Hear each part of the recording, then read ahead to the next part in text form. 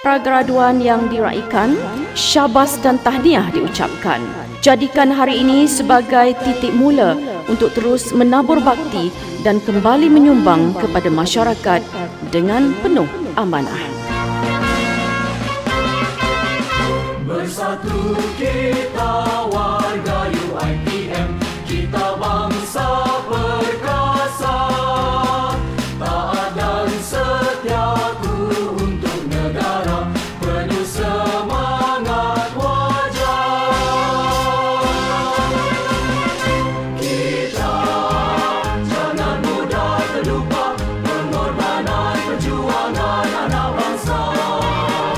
Kita jangan mudah terleka kemajuan keamanan yang ada.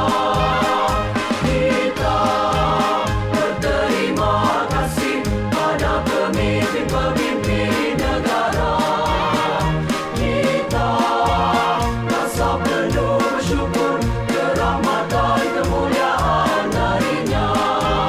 Kamilah pendukung pewaris bangsa, kamilah pejabat bangsa Malaysia, kamilah warga berwawasan untuk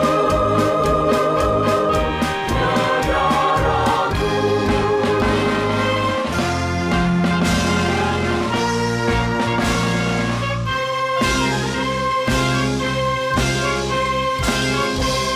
Setinggi-tinggi tahniah dan syabas diucapkan kepada semua graduan atas kejayaan dan pencapaian yang diperolehi sepanjang pengajian di UiTM.